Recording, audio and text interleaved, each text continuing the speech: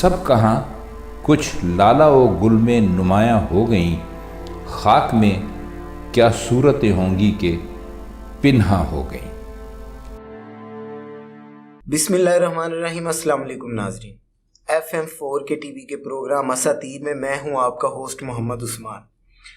خواتین و حضرات، آج ہماری خوش قسمتی ہے کہ آج ہم ایک ایسی پاک باز، مطہر، پاکیزہ بی بی کا ذکر پاک کرنے کی سعادت حاصل کریں گے کہ جن کے بابا جان رسول خدا صلی اللہ علیہ وآلہ وسلم ہیں، جن کی والدہ ملکۃ العرب سیدہ خدیجہ الکبریٰ سلام اللہ علیہا ہیں، جن کی بہنوں کا نام سیدہ زینب، سیدہ رقیہ اور سیدہ فاطمہ الزہرا سلام اللہ علیہا ہے، جو حضرت قاسم اور حضرت طاہر کی بہن ہیں، جن کا اعزاز یہ ہے کہ جب وہ حضرت عثمان غنی رضی اللہ تعالی عنہ کے نکاح پاک میں آئیں تو حضرت عثمان کو ایک ایسی شان ملی جو دنیا میں آج تک کسی کو نہیں ملی، اور وہ ذو النورین کے لقب سے یاد کیے جانے لگے۔ اسی کے متعلق حضرت مولانا احمد رضا خان رحمۃ اللہ علیہ فرماتے ہیں کہ نور کی سرکار سے پایا دو شالہ نور کا، نور کی سرکار سے پایا دو شالہ نور کا، ہو مبارک تجھ کو ذل نورین جوڑا نور کا۔ اور ایک اور جگہ وہ فرماتے ہیں کہ تیری نسل پاک میں ہے بچہ بچہ نور کا، تو ہے عین نور تیرا سب گرانہ نور کا۔ اور اگر شہزادہ گولڑا شریف کی زبان میں کہوں تو وہ کہتے ہیں نازش صدق و صفا تم پر سلام، نازش صدق و صفا تم پر سلام، دختران مصطفیٰ تم پر سلام، جان محبوب خدا تم پر سلام، ہر نفس ہر دم صدا تم پر سلام، آیا تطہیر میں شامل ہو تم، صدق دل سے برملا تم پر سلام، زینب عالی نسب بنت رسول، پیکر صبر و رضا تم پر سلام، ام کلثوم رقیہ نیک دل، جسم و جان مصطفیٰ تم پر سلام، فاطمہ زہرا تمہیں کہتے ہیں سب، بنت شاہ انبیاء تم پر سلام، کیوں نہ ہو مداح تم سب کا نصیر، کیوں نہ ہو مداح تم سب کا نصیر، تم پہ ہے فضل خدا تم پر سلام۔ خواتین و حضرات، آج ہم حضرت سیدہ طیبہ طاہرہ عابدہ زاہدہ ساجدہ صابرہ سیدہ ام کلثوم بنت محمد رسول اللہ صلی اللہ علیہ وآلہ وسلم کا ذکر پاک کرنے کی سعادت حاصل کریں گے، اور آج بھی اس پاکیزہ گفتگو میں میرے ساتھ ہیں حافظ محمد عثمان صاحب۔ حافظ صاحب السلام علیکم۔ وعلیکم السلام۔ کیا حال چال ہے آپ صاحب؟ اللہ کا بڑا ہی فضل، آپ خیریت سے ہیں؟ جی الحمدللہ۔ آپ صاحب الحمدللہ آج ہم سرکار دو عالم صلی اللہ علیہ وآلہ وسلم کی نور نظر سیدہ خدیجہ الکبریٰ سلام اللہ علیہا کی آنکھوں کی ٹھنڈک، سیدہ ام کلثوم سلام اللہ علیہا ورضی اللہ تعالیٰ عنہ کا ذکر پاک کرنے کی سعادت حاصل کریں گے۔ تو یہ تو خوش قسمتی ہے کہ اہل بیت کا ذکر کرنا اور اہل بیت سے محبت کرنا۔ تو میری آج اپنی ماؤں بہنوں سے گزارش ہے کہ سرکار دو عالم کی اس شہزادی کا ذکر پاک ضرور سنیے گا۔ تو آپ صاحب آپ مجھے یہ بتائیں کہ سیدہ سلام اللہ علیہا کی ولادت کب ہوئی تھی؟ بسم اللہ الرحمن الرحیم۔ اللہم صلی علی محمد وعلی آلہ واصحابہ وبارک وسلم وصلی علیہ۔ عثمان بھائی، یہ اللہ تبارک و تعالیٰ کا بڑا ہی فضل ہے، بڑا ہی کرم ہے، اس مالک کا احسان ہے، اس کا شکر ہے، جتنا بھی اس کا شکر بجا لائیں وہ کم ہے، کہ وہ ذات پاک جس کی بدولت اس کائنات کو سجایا گیا، اس کائنات کا وجود عمل میں لایا گیا، اس ذات کی برکت کی وجہ سے میں اور آپ اور یہ ساری کائنات اور سارا یہ جو نظام چل رہا ہے، کائنات کے اندر یہ ہمارا ایمان ہے، ہمارا عقیدہ ہے، ہمارا نظریہ ہے کہ آپ صلی اللہ علیہ وسلم سے زیادہ کوئی افضل نہیں ہے۔ بے شک بے شک۔ اسی طرح نبی کریم صلی اللہ علیہ وسلم کی آل سے زیادہ بھی کوئی افضل نہیں ہے۔ بے شک۔ آپ صلی اللہ علیہ وسلم کے ساتھ جو چیز منسلک ہو گئی وہ چیز اپنے اعلیٰ مقام کو پہنچی، اور وہ جو جس کا تعلق ہی آپ صلی اللہ علیہ وسلم کی ذات سے ہے اس سے کائنات کے اندر کوئی افضل نہیں ہو سکتا. بے شک بے شک. یہ آپ صلی اللہ علیہ وسلم کی تیسری صاحبزادی ہیں. حضرت خدیجہ الکبریٰ رضی اللہ تعالی عنہا کے بطن سے ان کی ولادت ہوئی. اللہ تبارک و تعالیٰ نے آپ صلی اللہ علیہ وسلم کو حضرت خدیجہ الکبریٰ کے بطن سے ٹوٹل 4 بیٹیاں عطا کی. صحیح. 2 بیٹے اور 4 بیٹی. صحیح. یہ تیسرے نمبر پہ ان کی ولادت ہوئی. سب سے پہلے حضرت زینب رضی اللہ تعالیٰ عنہ، اس کے بعد حضرت رقیہ رضی اللہ تعالیٰ عنہ، اس کے بعد حضرت سیدہ ام کلثوم رضی اللہ تعالیٰ عنہ. یہ تقریباً آپ صلی اللہ علیہ وسلم کے اعلان نبوت سے 6 یا 7 سال قبل. صحیح. مختلف روایات ہیں 6 یا 7 سال قبل ربیع الاول کے مہینہ میں مکہ المکرمہ، مکہ المعظمہ کے اندر ان کی ولادت ہوئی.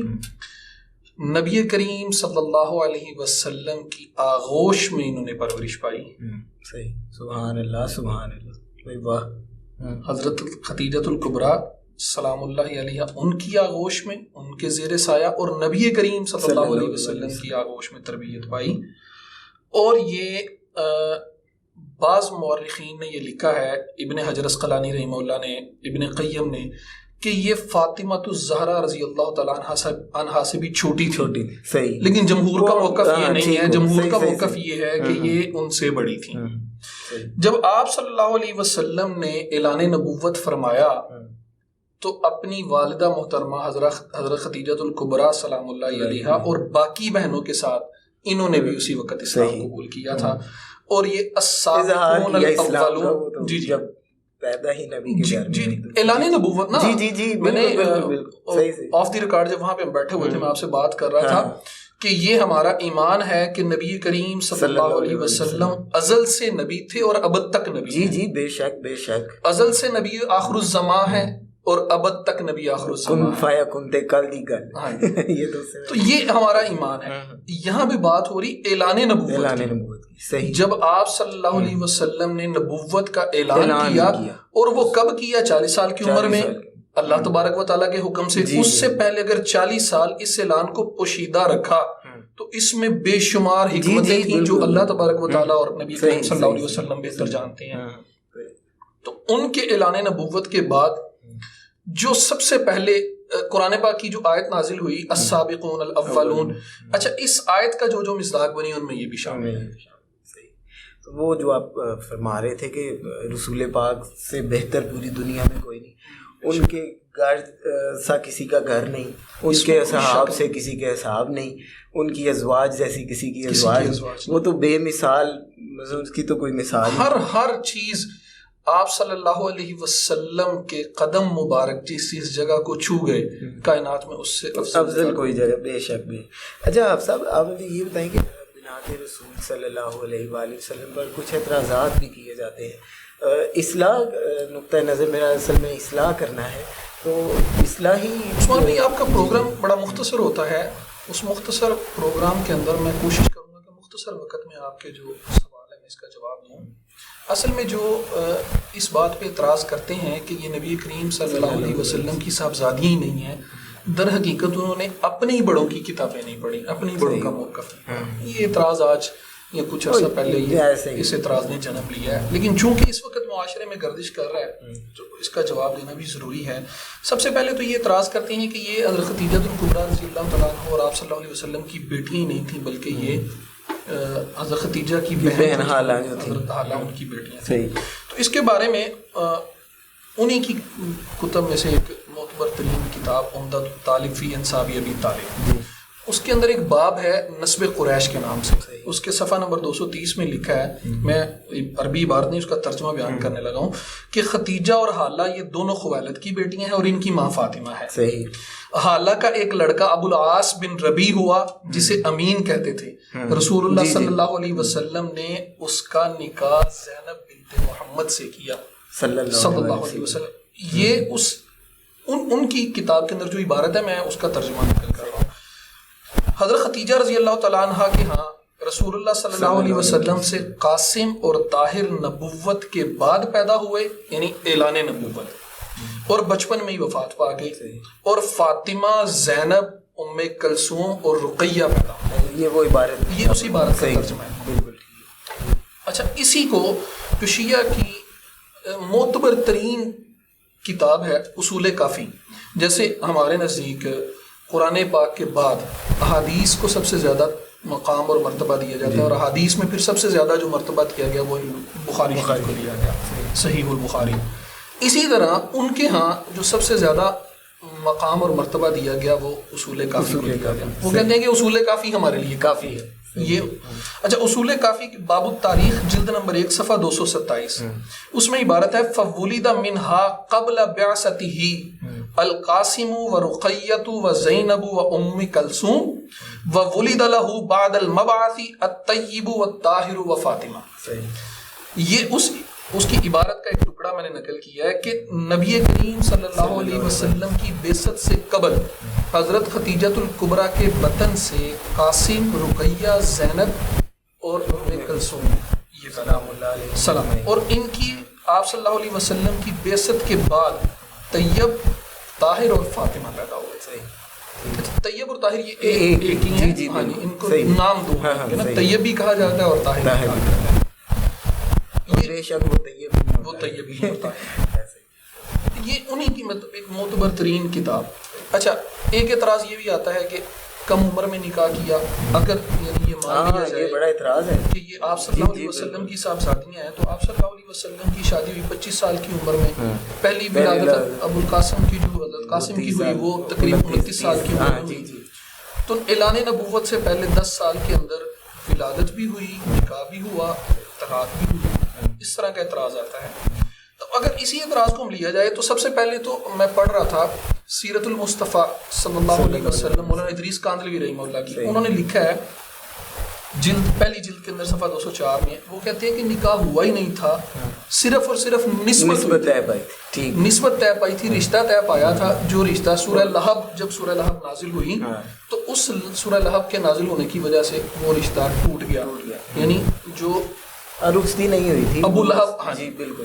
اس پہ تو بالاتفاق کہ رخصتی نہیں ہوئی. اچھا، اگر نکاح کو مان بھی لیا جائے تو عرب کے اندر یہ آج بھی عرب کے اندر چھوٹی عمر میں نکاح کرنے کو پسند کیا، یا نسبت چھوٹی عمر میں نسبت طے کی جاتی ہے. بے شمار آپ کو ایسے واقعات. آپ صلی اللہ علیہ وسلم کا جب حضرت عائشہ صدیقہ رضی اللہ تعالیٰ عنہا سے نکاح ہوا تو اس وقت حضرت عائشہ صدیقہ کی عمر 6 سال، اور جب رخصتی ہوئی تو عمر 9 سال تھی. تو یہ تو عرب کے اندر اس بات کو کہ چھوٹی عمر میں مطلب نکاح ہوا یا ان کی عمر اس وقت کیا تھی، اس بات حضرت ام کلثوم رضی اللہ تعالیٰ عنہ کی جو ولادت ہے یہ اعلان نبوت سے تقریباً 7 سال. اچھا، اور جو اعلان نبوت کے بعد سورہ لہب نازل ہوئی وہ 3 یا 4 سال جا کے نازل ہوئی. اعلان نبوت سے 3 یا 4 سال، یعنی اس وقت ان کی عمر 10 یا 11 سال تھی جب سورہ لہب نازل ہوئی، اور اس نے ابو لہب کے بیٹے عتبہ اور عتیبہ نے طلاق دی. تو یہ تو بالاتفاق ہے کہ رخصتی نہیں ہوئی تھی. اچھا، جو نکاح ہوا یا نسبت ہوئی کم عمر میں ہوا، اس وقت ان کی عمر بعض روایات میں 9 سال آتی ہے، بعض میں 8 سال آتی ہے یا 10 سال آتی ہے، اس پہ کوئی قدغن نہیں ہے. اچھا، اگر یہ کہا جائے، ایک اعتراض یہ بھی آتا ہے کہ مشرکین سے نکاح کیوں کیا؟ مشرکین سے نکاح کی ممانعت تھی. وہ جو قرآن پاک کی آیت سورہ بقرہ کے اندر وَلَا تَنْكِحُوا الْمُشْرِكَاتِ حَتَّى يُؤْمِنْ، یہ جو آیت نازل ہوئی ہے یہ در حقیقت سورہ بقرہ کی آیت ہے، اور یہ نازل ہوئی مدینہ منورہ کے اندر جا کے. آپ صلی اللہ علیہ وسلم کے ایک صحابی تھے ابو مرثد، وہ پہلے مشرک تھے، پھر وہ اسلام قبول کیا. جب اسلام قبول کیا تو وہ صحابی بنے. تو جب صحابی بنے تو ان کی خواہش تھی کہ مکہ مکرمہ کے اندر ایک مشرکہ تھی، بڑی خوبصورت تھی، وہ انہیں پسند کرتے تھے. تو انہوں نے اظہار کیا آپ صلی اللہ علیہ وسلم سے کہ میں ان سے نکاح کرنا چاہتا ہوں. اس وقت یہ آیات نازل ہوئی. اس سے پہلے اس بات کا کوئی حکم نہیں تھا، اس بات کی کوئی ممانعت نہیں تھی کہ آپ مشرکین کے ساتھ یا دیگر کے ساتھ نکاح کر سکتے ہیں. سرکار اسوہ حسنہ ہے، امت کو بھی تو کچھ بالکل امت کو سکھانا بھی مقصود تھا. اور اگر اچھا، پھر یہ جب بعثت ان کا جو آپس میں نسبت طے ہو گئی تھی، یہ تو اعلان نبوت سے بھی پہلے ہو گئی تھی. صحیح ہو جو نسبت طے ہو گئی تھی یہ تو اعلان نبوت سے بھی مطلب پہلے ہو گئی تھی. اس وجہ سے یہ اعتراض ہی نہیں بنتا. اچھا بعض یہ اعتراض کرتی ہیں کہ یہ حضرت خدیجہ رضی اللہ تعالیٰ عنہ کی صاحبزادیاں ہیں لیکن پہلے شور سے ہیں. تو ملا باقر علی مجلسی جو ان کے ایک معتبر ترین علماء میں سے ہیں وہ حیات القلوب میں لکھتے ہیں کہ آپ صلی اللہ علیہ وسلم سے پہلے حضرت خدیجہ کا جو نکاح ہے وہ لئیق بن عائد مخزومی سے ہوا تھا اور ان سے ایک لڑکی پیدا ہوئی تھی. اس لڑکی کا کوئی نام نہیں, ان کی کتب میں کوئی نام نہیں ملتا, ان کی کتب میں کوئی نام نہیں ملتا, تاریخ میں ان کا کوئی نام نہیں ملتا. وہ پھر زندہ رہیں یا آگے چلیں یا ان کا وصال ہو گیا, کچھ بھی نہیں ملتا. صرف اتنا قول ہے وہ انہی کے حیات القلوب ان کی معتبر ترین کتاب ہے. جی جی اس میں وہ کہتے ہیں کہ ایک لڑکی پیدا ہوئی کن سے, ان کے پہلے شوہر سے, لئیق بن عائد مخزومی سے. اس کے بعد ان کا نکاح ابو حالہ اسدی سے ہوا اور ان سے ایک لڑکا پیدا ہوا. اس پہ بھی تاریخ خاموش ہے کہ وہ لڑکا آگے جا کے کیا ہوا. کیا ایک روایت آتی ہے کہ وہ آپ صلی اللہ علیہ وسلم کی تربیت میں کچھ عرصہ رہا پھر اس کا وصال ہو گیا. باقی معتبر جو ان کی روایات ہیں وہ اس پہ بھی خاموش ہیں. یہ مطلب چھوٹے چھوٹے اعتراضات ہیں جو بڑا مشہور ہے کیونکہ یہ حالہ کی بیٹیاں تھیں.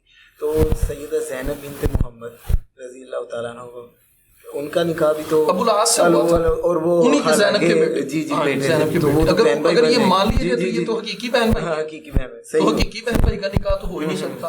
ایک اعتراض یہ بھی کیا جاتا ہے کہ اگر یہ آپ صلی اللہ علیہ وسلم کی بیٹیاں تھیں تو مباہلہ کے وقت کیوں نہیں تھیں, موجود کیوں نہیں تھیں. ہاں یہ بڑا اعتراض ہے. اچھا یہ ان کی جو کتاب الفروع من الکافی اور الحیات القلوب کے اندر جلد نمبر 2 صفحہ 1028 میں لکھا ہے کہ حضرت رقیہ رضی اللہ تعالیٰ عنہ کا وصال ہوا 2 ہجری میں. حضرت زینب رضی اللہ تعالیٰ عنہ کا نکاح وصال ہوا 7 ہجری میں, اور حضرت ام کلثوم رضی اللہ تعالیٰ عنہ کا وصال ہوا 9 ہجری میں یا 8 ہجری میں, 2 قول ہے. اور مباہلہ 10 ہجری میں ہوا. حضرت فاطمہ الزہرا رضی اللہ تعالیٰ عنہ ان کا وصال ہوا تھا 11 ہجری میں. تو وہ اس وقت موجود تھی جب وہ اکیلی موجود تھی تو انہوں نے مباہلہ میں جانا تھا, باقی موجود ہی نہیں تھی, ان کا وصال ہو چکا تھا تو وہ کیسے جاتی ہیں. اچھا ان کے دیگر شیعہ کتب کے اندر بھی انہوں نے مختلف مطلب طریقوں سے ان کو نبی کریم صلی اللہ علیہ وسلم کی بیٹیاں تسلیم کیا ہے. مثلا الفروع من الکافی جلد نمبر 3 کے اندر ایک عبارت نقل کی گئی ہے, لما ماتت رقیۃ ابنۃ رسول اللہ صلی اللہ علیہ وسلم, کہ جب حضرت رقیہ رضی اللہ تعالیٰ عنہ کا وصال ہوا. کون رقیہ؟ ابنۃ رسول اللہ صلی اللہ علیہ وسلم, رسول اللہ صلی اللہ علیہ وسلم کی بیٹی. اب ابن کا لفظ حقیقی بیٹی کے لیے بولا جاتا ہے, لے بالغ کے لیے نہیں بولا جاتا. اچھا اسی طرح تہذیب الاحکام کے اندر جو جیسے ہمارے ہاں درود ابراہیمی سب سے زیادہ معتبر ترین درود, اس کی فضیلت سب سے زیادہ ہے کہ اس پہ ثواب اور اجر سب سے زیادہ ہے, اور اس پہ امت کا اتفاق ہے, اجماع. اسی طرح ان کے ہاں رمضان المبارک کے اندر جو ان کی دیگر عبادات, جو سب سے افضل عبادت اور سب سے افضل درود ہے وہ کیا ہے؟ اللہم صلی علی القاسم والطاہر بن نبیک, اللہم صلی علی رقیۃ بنت نبیک ولعن من اذا نبیک فیہا, اللہم صلی علی ام کلثوم بنت نبیک ولعن من اذا نبیک فیہا. یعنی ان پہ درود و سلام بھیجا, اور جو نبی کریم صلی اللہ علیہ وسلم کو ان کی بیٹیوں, بنتی کا لفظ بولا گیا کہ نبی کریم صلی اللہ علیہ وسلم کی بیٹی رقیہ یا نبی کریم صلی اللہ علیہ وسلم کی بیٹی ام کلثوم کی وجہ سے تکلیف پہنچاتا ہے, یعنی ان کو آپ صلی اللہ علیہ وسلم کی بیٹیاں نہیں کہتا, اس پہ لعنت بھیجی ہے. اللہ اکبر, صحیح ہو گیا. اچھا یہ تو ان کے اعتراضات ہیں. صحیح. اچھا اگر ہم استدلال کریں, سب سے پہلے تو قرآن پاک کو لے لیں. صحیح. سورہ احزاب کے اندر اللہ تبارک و تعالیٰ نے فرمایا یا ایھا النبی قل لازواجک وبناتک ونساء المؤمنین. جب یہ آیت مبارک نازل ہوئی حجاب کے متعلق تو کیا کہا گیا؟ اے نبی کہہ دیجئے اپنی ازواج کا, اپنی بیویوں سے, وبناتک بیٹیوں سے, ونساء المؤمنین. اچھا یہاں پہ سارے جمع کے صیغے بولے گئے. عربی کا ایک قاعدہ ہے کہ جمع کا اطلاق کم از کم 3 پہ ہوتا ہے. سبحان اللہ سبحان اللہ، واہ واہ واہ. بنت، بنتان اور بنات، 2 کے لیے صیغہ ہی عربی کے اندر الگ ہے. جب 2 کے لیے صیغہ ہی الگ ہے تو اس میں 2 تو نہیں ہے نا، کم از کم. جی 3 بیٹیوں کو. اچھا یہ نہیں کہ 3 سے زیادہ بھی اگر ہو تو اس کے لیے بنا جائے گا نا. صحیح ہو. تو بھائی یہ تو قرآن کریم نے کہہ دیا. اور اگر ہم یہ کہیں کہ وہ نبی کریم صلی اللہ علیہ وسلم کی صاحبزادیاں نہیں ہیں تو ہم تو نس کا انکار کریں گے، اور نس کا انکار کر کے تو ہم دار اسلام سے خارج ہو جائیں گے. اب وہ اصل میں چاہ رہا تھا کہ تھوڑا اصلاحی طریقے سے جو آج کل نوجوانوں کے ذہن میں سوال اٹھتا ہے نا اس کا جواب ہو جائے. سورہ احزاب کے اندر ایک قرآن پاک کی ایک آیت نازل ہوئی، ادعوہم لآبائہم هو اقسط عند اللہ. صحیح. عثمان بھائی ذرا استدلال کو سمجھیے. جی کہ ادعوہم لآبائہم، کہ ان کو ان کے آباء و اجداد کے نام سے پکارو. یہ کب نازل ہوئی؟ جب زید بن حارثہ رضی اللہ تعالیٰ عنہ وہ نبی کریم صلی اللہ علیہ وسلم کے منہ بولے بیٹے تھے. اچھا جب وہ منہ بولے متبنہ تھے تو عرب کے اندر یہ مشہور ہو گیا کہ لوگ ان کو زید بن محمد کہنے لگے. تو یہ آیت نازل ہوئی ادعوہم لآبائہم، ان کے بالکل کہ تم متبنہ کو کی نہیں کہہ سکتے، ان کے اصل کی طرف پکارو. اچھا آگے سنن ابی داؤد کی ایک روایت ہے کہ نبی کریم صلی اللہ علیہ وسلم نے فرمایا من ادعا الی غیر ابیہ وہو یعلم انہ غیر ابیہ فالجنۃ علیہ حرام فعلیہ لعنۃ اللہ ورسولہ والملائکۃ والناس اجمعین. یہ سنن ابی داؤد کے اندر یہ روایت ہے کہ نبی کریم صلی اللہ علیہ وسلم نے فرمایا کہ جو کسی کو بھی اس کے باپ کے نام کے علاوہ کسی اور کی طرف نسبت کر کے پکارتا ہے اور وہ جانتا بھی ہے کہ وہ اس کا باپ نہیں ہے، وہ اس کا باپ نہیں ہے، پھر بھی وہ کہتا ہے کہ وہ اس کا باپ ہے، تو اس پہ جنت حرام ہے. اور آگے اللہ تبارک و نبی کریم صلی اللہ علیہ وسلم نے فرمایا کہ اس پہ اللہ کی بھی لعنت، اللہ کے رسول کی بھی لعنت اور فرشتوں کی بھی لعنت اور تمام لوگوں کی لعنت. اچھا اب یہ ایک آیت ہے اور ایک حدیث مبارک ہے. اب یہ ذرا تھوڑا سا استدلال کو سمجھنا ہے. جب سیدہ رقیہ رضی اللہ تعالیٰ عنہ کا وصال ہو گیا تو حضرت عثمان غنی رضی اللہ تعالیٰ عنہ بہت زیادہ پریشان رہتے تھے. روایات کے اندر آتا ہے کہ وہ روتے رہتے بہت زیادہ پریشان رہتے. صحیح روایات کے اندر صحیح سند سے جو روایات ثابت ہیں. ایک دفعہ ایسے ہوا کہ آپ صلی اللہ علیہ وسلم آئے اور پوچھا کہ عثمان کیا بات ہے، تم کیوں پریشان ہو، کیوں ہر وقت پریشان رہتے ہو، روتے رہتے ہو؟ تو اس وقت حضرت عثمان غنی رضی اللہ عنہ نے کیا فرمایا هل دخل علی احد ما دخل علی، کہ یا رسول اللہ صلی اللہ علیہ وسلم جو میرے پہ گزری ہے وہ کسی اور پہ بھی گزری ہے. جو میرے پہ قیامت ٹوٹی ہے، جس کرب سے میں گزر رہا ہوں وہ کسی اور پہ بھی گزری ہے. تو آپ صلی اللہ علیہ وسلم نے، آپ صلی اللہ علیہ وسلم کیا جانتے نہیں تھے؟ جانتے تھے کہ کیا قیامت گزری ہے، کس وجہ سے پریشان ہے. امت کو سکھانا مقصود تھا. آپ صلی اللہ علیہ وسلم کو پتا تھا کہ کل کو کوئی یہ اعتراض کرے گا نا.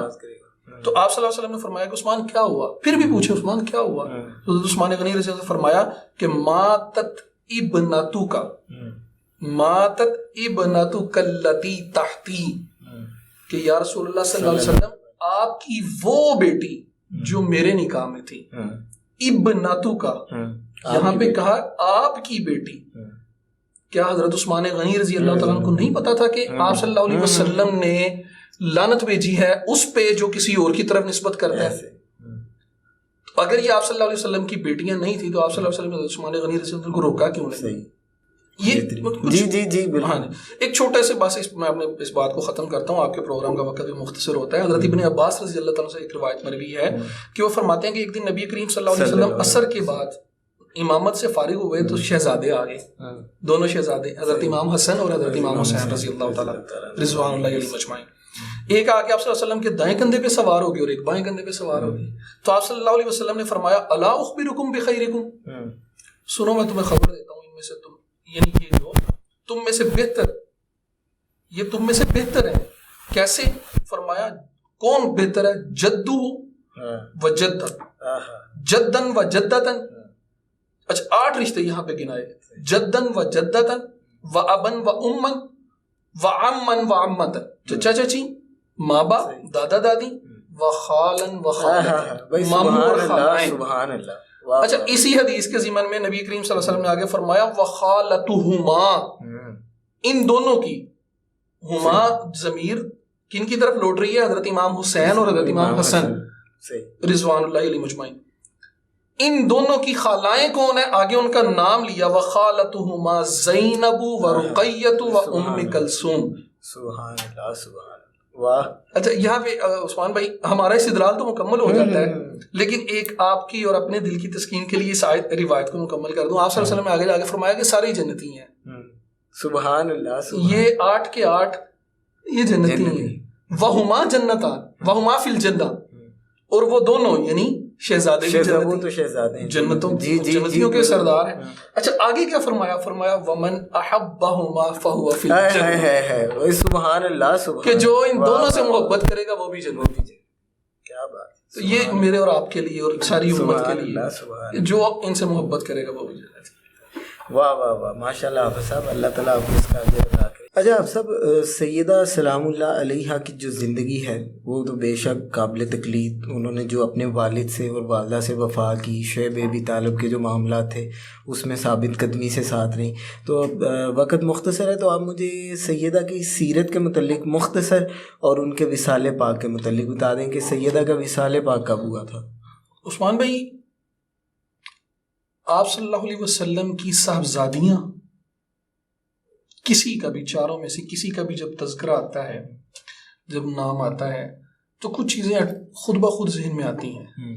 مثلا حیا کی بلندیوں کو اگر دیکھا جائے جی تو وہ بناتے رسول پہ جا کے ختم ہو جاتی ہیں. بے شک. اگر تقوی کی عظمتوں کو دیکھا جائے تو آپ کو اس سے زیادہ متقی کوئی بھی نہیں ملے گا. اگر صبر و رضا کے پیمانے دیکھے جائیں تو جو ظلم و ستم اور جو معاشی اور معاشرتی پریشانیاں اور ظلم انہوں نے برداشت کیا ہے، آپ صلی اللہ علیہ وسلم کی شانہ بشانہ کھڑی رہی، شانہ بشانہ آپ صلی اللہ علیہ وسلم کے ساتھ کھڑی رہی. وہ مکی دور کو دیکھا جائے یا شب ابی طالب کا جو مطلب دور تھا، وہ 3 سال اس میں معصور رہی، کئی دن کھانے کو نہیں ہے، اور اوپر سے مطلب طرح طرح کی اذیتیں ہیں، ذہنی اذیتیں، جسمانی اذیتیں، ان سب کو برداشت کیا. اور برداشت کرنے کے ساتھ آپ صلی اللہ علیہ وسلم کے ساتھ یہ ثابت قدم رہیں. یہ ایک معجزے سے کم نہیں ہے. شرم و حیا کو اگر دیکھا جائے تو وہ فرشتے بھی ان کی شرم و حیا کی مثالیں دیتے ہیں، اور آپ کو کائنات میں اس سے زیادہ. ان کے سیدہ ام کلثوم کے خاوند کی یہ شان ہے کہ فرشتے حیا کرتے ہیں، تو سیدہ کی کیا شان ہوگی؟ وہ تو برا البرا، اس میں کوئی شک نہیں ہے. اچھا جب اگر دیکھا جائے زہد و تقوی کو دیکھا جائے، سیرت و کردار کو دیکھا جائے، تو یہ ان جیسا عظیم شاہکار آپ کو کوئی نہیں ملے. بے شک بے شک.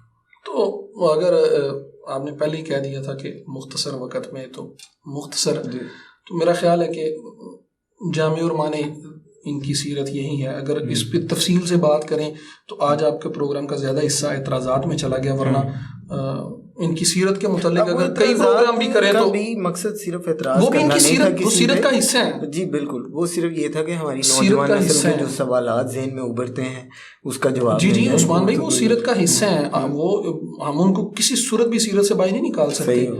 وہ ان کی ذات کے متعلق اگر کوئی بات کرے گا تو جواب دینا، اور علمی طور پر جواب دینا. کبھی بھی اختلاف ہونا چاہیے، مخالفت نہیں ہے. یہ ہم تو اختلاف رائے جو ہے اس کا ہم نے دلائل کے ساتھ جواب دینا ہے، اور دلائل کے ساتھ کوئی بھی بندہ آ کے ہم سے بات کرے انشاءاللہ ہم اس پہ ہونا بھی چاہیے. تو اور علمی جو پڑھی لکھی قومیں ہیں ان کی یہی نشانی ہے کہ جب اگر کسی نقطہ پر اختلاف ہوتا ہے تو وہ بیٹھ کے علمی گفتگو کرتے ہیں، نہ کہ مخالفت شروع کر دیتے ہیں. اچھا وہ جیسے میں پہلے ذکر کیا تھا کہ سیدہ کا وصال پاک کے متعلق بھی آپ عثمان بھائی، ان کا شعبان، چونکہ یہ شعبان کا مہینہ چل رہا ہے تو شعبان کے اندر ان کا وصال ہوا تھا، اسی نسبت سے ہم نے ان کے پروگرام کا انتخاب کیا تھا.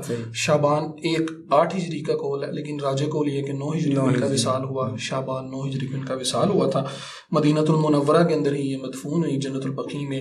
جب ان کا وصال ہوا تو حضرت انس رضی اللہ تعالیٰ عنہ فرماتے ہیں، ہم سے روایت ہے کہ آپ صلی اللہ علیہ وسلم نے ہی ان کا جنازہ پڑھایا تھا، اور آپ صلی اللہ علیہ وسلم ان کے وصال کے وقت آپ دیدہ ہو گئے، اور آپ صلی اللہ علیہ وسلم کے جو چشمان مبارک تھے وہ تر ہو گئی. تو آپ صلی اللہ علیہ وسلم کے لیے یہ غم کا وقت تھا، ایک بہت بڑا صدمہ تھا کہ جوان بیٹی.